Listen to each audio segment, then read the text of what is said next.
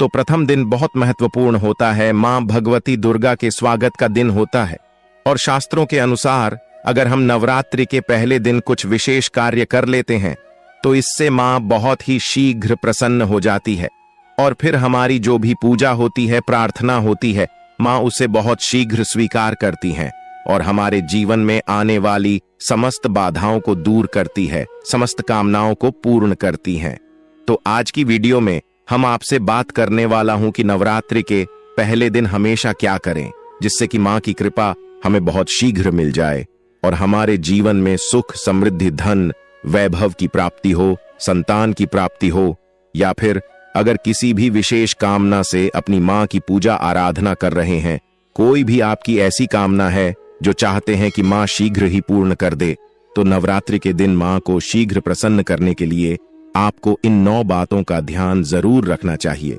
तो वीडियो को पूरा जरूर देख लीजिए और अगर आपको आज की वीडियो अच्छी लगे तो लाइक भी कीजिए, शेयर भी कीजिए फैमिली फ्रेंड्स के साथ, और चैनल पर पहली बार आए हैं, अगर अभी तक आपने हमारे चैनल को सब्सक्राइब नहीं किया है तो चैनल को सब्सक्राइब करके बेल को जरूर प्रेस कर लीजिए।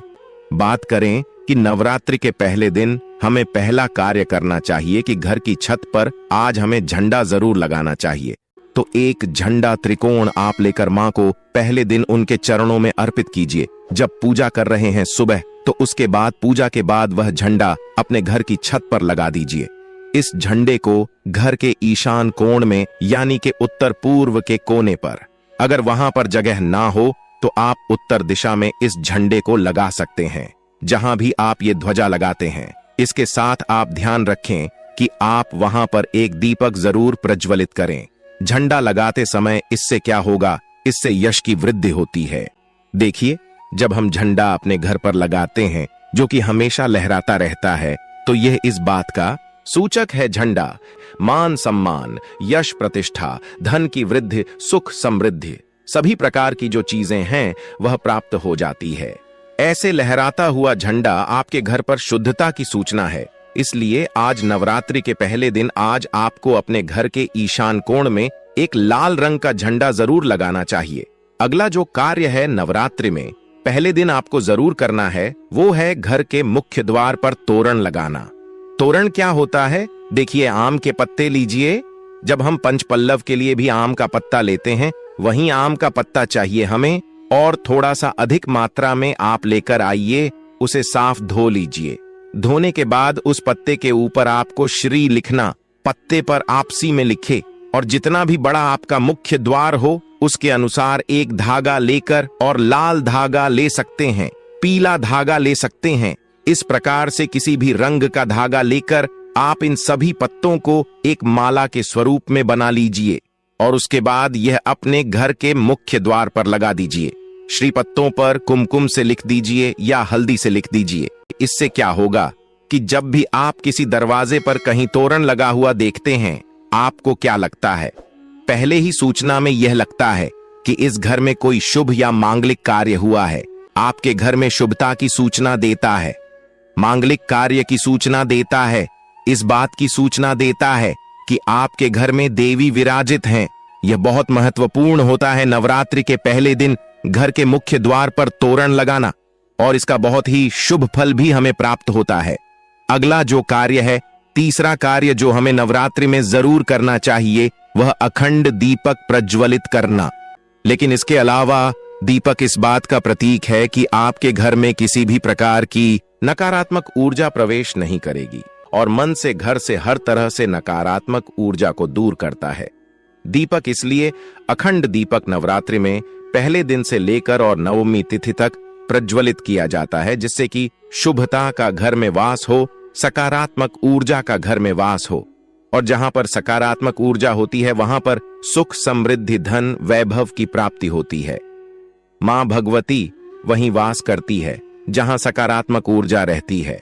इसलिए हम घर के मुख्य द्वार पर तोरण लगा रहे हैं ताकि बाहर से मुख्य द्वार से किसी भी प्रकार की नकारात्मक ऊर्जा हमारे घर में प्रवेश न करें। इसके अलावा जब हम दीपक प्रज्वलित कर रहे हैं तो हमारे विचारों में किसी प्रकार की नकारात्मक ऊर्जा ना हो, इसके लिए हम प्रज्वलित कर रहे हैं। जब हम पूजा प्रार्थना कर रहे हैं मंत्र जप कर रहे हैं, निर्विघ्न उसे हम पूर्ण कर पाएं, इसके लिए अखंड दीपक प्रचलित किया जाता है। लेकिन अगर आप किसी भी कारणवश अखंड दीपक प्रज्वलित नहीं कर पाते हैं तो सुबह शाम दोनों समय जब मां की आराधना करें तब आपको शुद्ध घी का दीपक जरूर प्रज्वलित करना है। और सुबह शाम दोनों समय अपने घर में लौंग और कपूर की आरती जरूर कीजिए, जिससे कि घर में नकारात्मक ऊर्जा ना रहे और घर में सकारात्मक ऊर्जा का वास बना रहे। अगला जो कार्य है नवरात्रि में आपको जरूर करना चाहिए वह कलश की स्थापना। और देखिए, दीपक में एक और बात का ध्यान रखें, फिर हम कलश की स्थापना की बात करते हैं। दीपक में अगर आप घी का दीपक प्रज्वलित कर रहे हैं तो उसे आपको मां भगवती दुर्गा की मूर्ति के दाईं तरफ रखना होता है।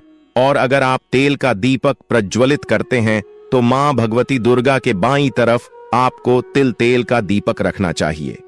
तो इस प्रकार से दीपक का आप ध्यान रखें। जब भी आप तिल तेल या फिर घी का दीपक प्रज्वलित करते हैं तो उसे सही दिशा में सही स्थान पर रखना चाहिए। और अगला जो कार्य है घट स्थापना करना, यानी कलश की स्थापना करना। तीखी कलश की स्थापना जब हम करते हैं नवरात्रि में, कलश में हम सभी देवी देवताओं का आवाहन करते हैं। सभी देवी देवताओं का पूजन मां भगवती के साथ ही हम प्रतिदिन करते हैं। इस प्रकार से जब 9 दिनों तक लगातार हम समस्त देवी देवताओं का पूजन करते हैं, घर में आवाहन करके विधि विधान से विशेष रूप से हम उनकी आराधना करते हैं। क्योंकि जब हम मां का पूजन करते हैं पहले हम कलश का पूजन करते हैं।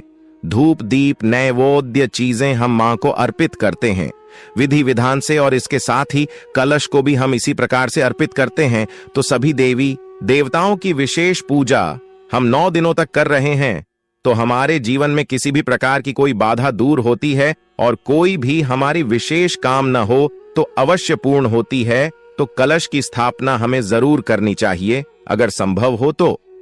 नवरात्रि के प्रथम दिन जो अगला जरूरी काम हमें करना है वो है जवारे होना, यानी कि सप्त धान्य बोना, जो कि हम मिट्टी में थोड़े से जौ होते हैं जो कि हरे हो जाते हैं।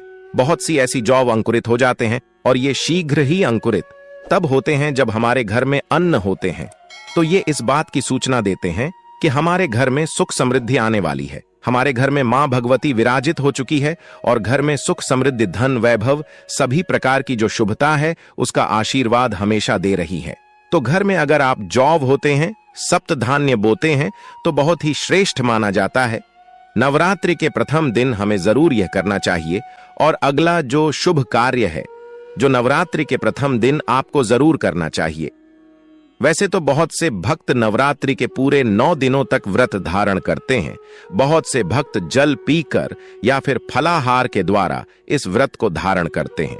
लेकिन अगर आप पूरे नवरात्रि व्रत धारण नहीं करते हैं तो नवरात्रि के प्रथम दिन आपको व्रत धारण जरूर करना चाहिए। नवरात्रि के प्रथम दिन और अंतिम दिन यानी नवमी तिथि पर, यह अष्टमी तिथि पर आपको व्रत जरूर करना चाहिए। तो प्रथम दिन बहुत महत्वपूर्ण है। मां भगवती दुर्गा की आराधना करते हैं, विधि विधान से उनका आभार करके पूजन कर रहे हैं। तो प्रथम दिन आपको व्रत जरूर करना चाहिए और संभव हो तो पूरे नवरात्र व्रत करना चाहिए। पूरे नवरात्र जब हम व्रत करते हैं, मां की पूजा आराधना करते हैं, सात्विकता के साथ मां की आराधना करते हैं तो मां शीघ्र ही प्रसन्न होती है।